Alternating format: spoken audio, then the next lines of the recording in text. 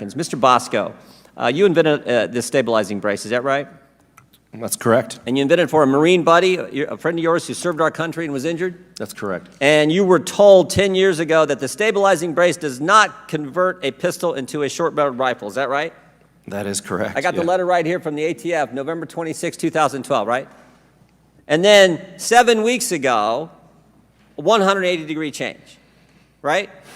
180-degree change, just the opposite. They now say it is just the opposite of what they told you 10 years ago. That's Again, I know others have talked about this. I think it's so clear. 180-degree change. So in 10 years and 2 months, the rule was one way, and you developed a business based on the rule that they told you. Your government told you this was fine, and now they've changed it. That's correct. When did the bill pass that changed the law? There was no bill. Rob Wilcox, the legal director for Everytown for gun safety, takes a beating at a judiciary meeting.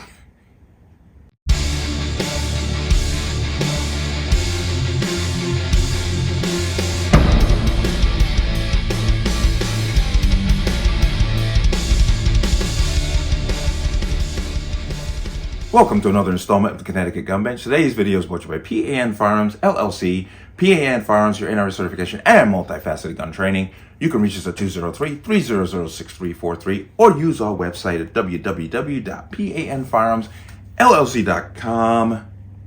As always, there'll be a link in the description box below. And if you like my content and my channel and would like to support me, you can do so with the link in the description box. Everything is appreciated. But let's talk about this.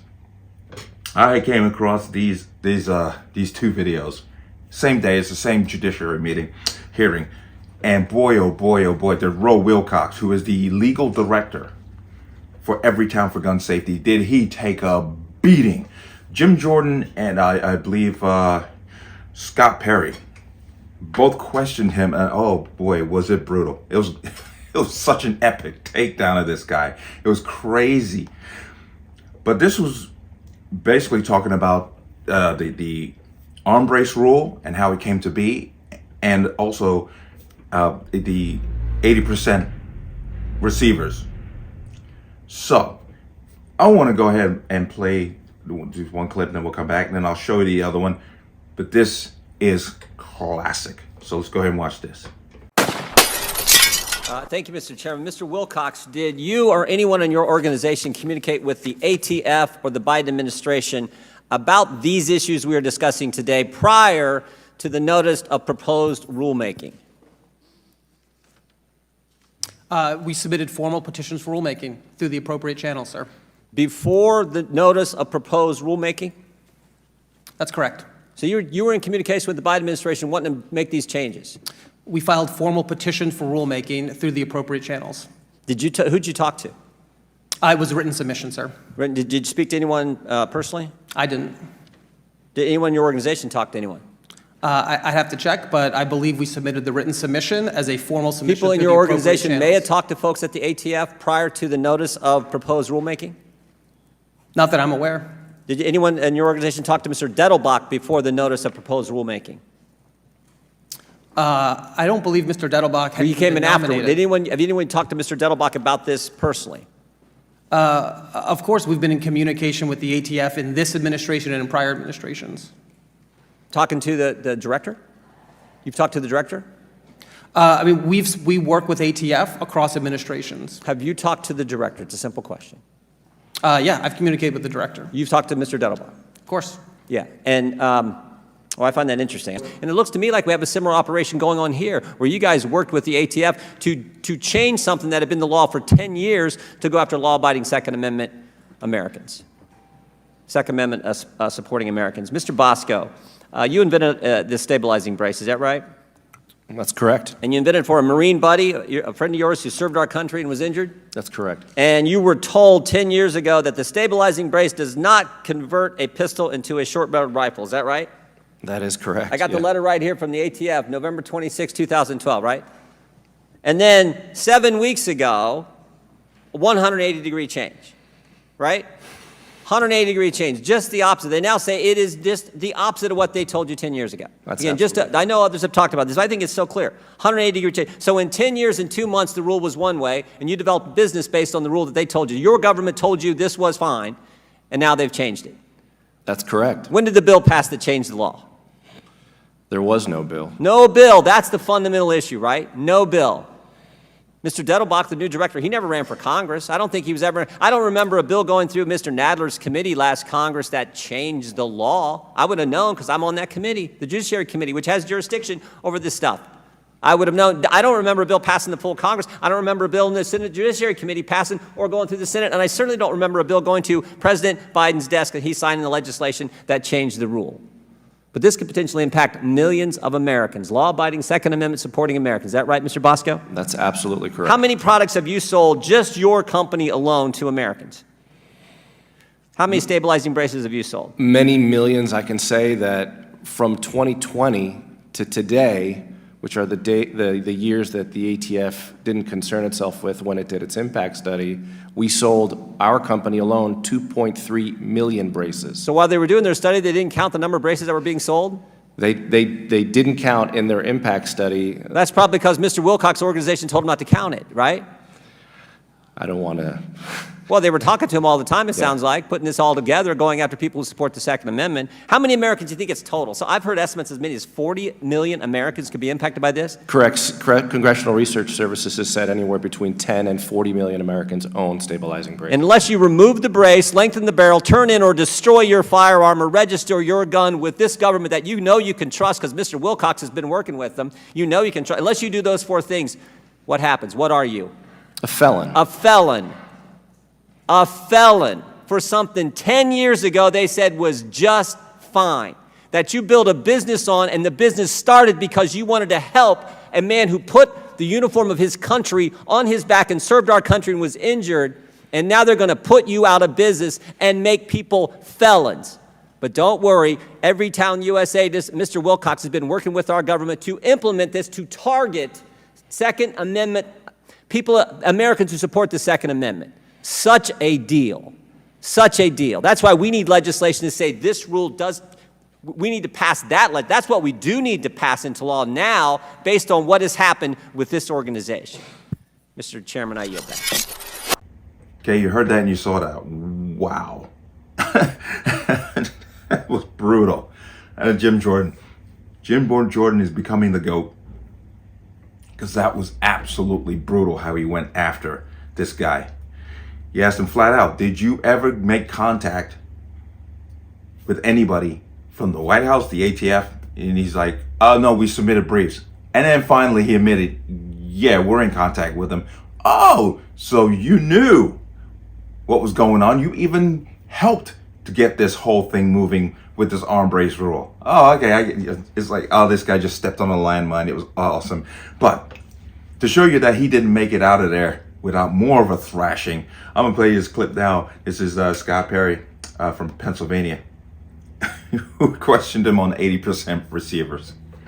Let's watch this. Chair recognizes Mr. Perry for his 5 minutes. There are people here that are elected and accountable to make the laws. Unfortunately, in this case, folks that aren't accountable seem to be making the laws with the power to put you in jail, the authority to put you in jail if you disagree. Mr. Wilcox, are you a gun manufacturer? Are you asking if I'm a licensed gun manufacturer? I'm just asking if you're a gun manufacturer, I'm not. licensed or otherwise. So you're not. Have you made a so-called ghost gun? I have not. You've not.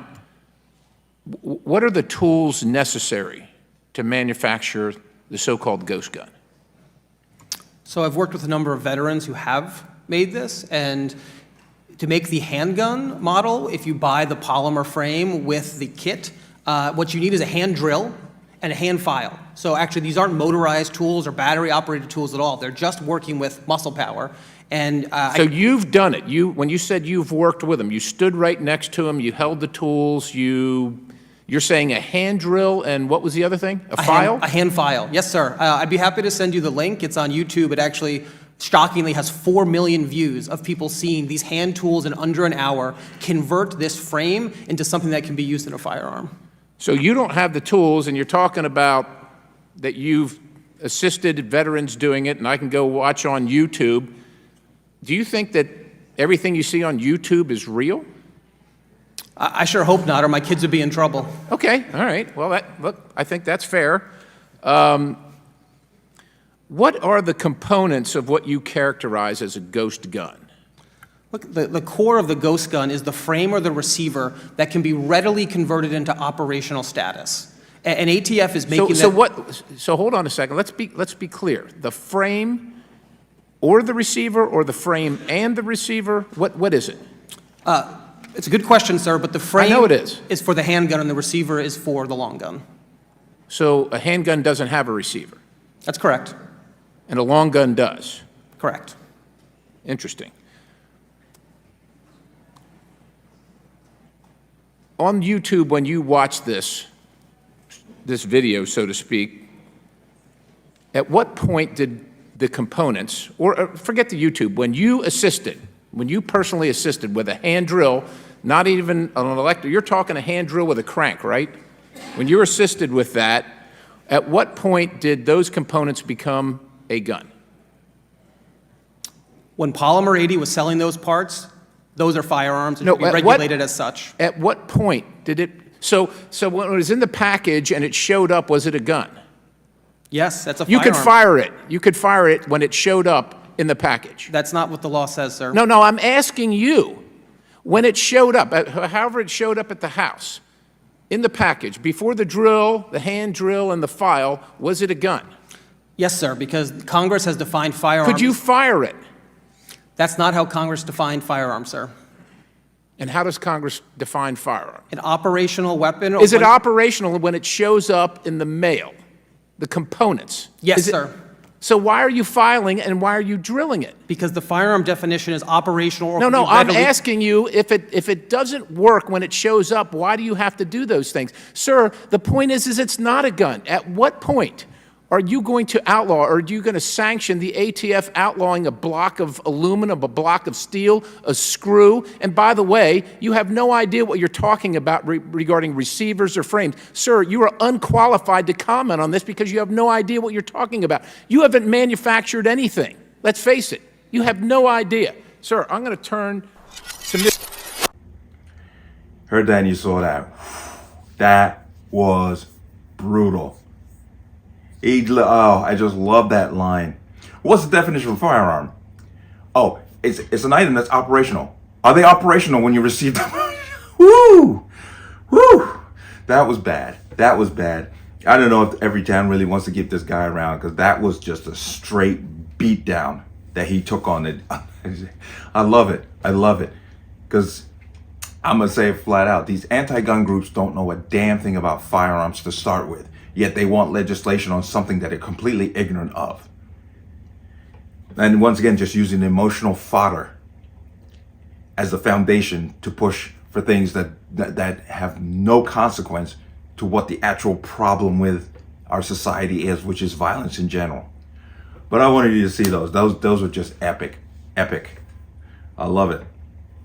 But let me know what you think. As always, you can leave your comments in the comment section below. And as always, any statements of violence or statements that lead to violence will be removed. Please like, share, comment, subscribe. Don't forget to hit that notification bell so you're notified the next time a video goes live.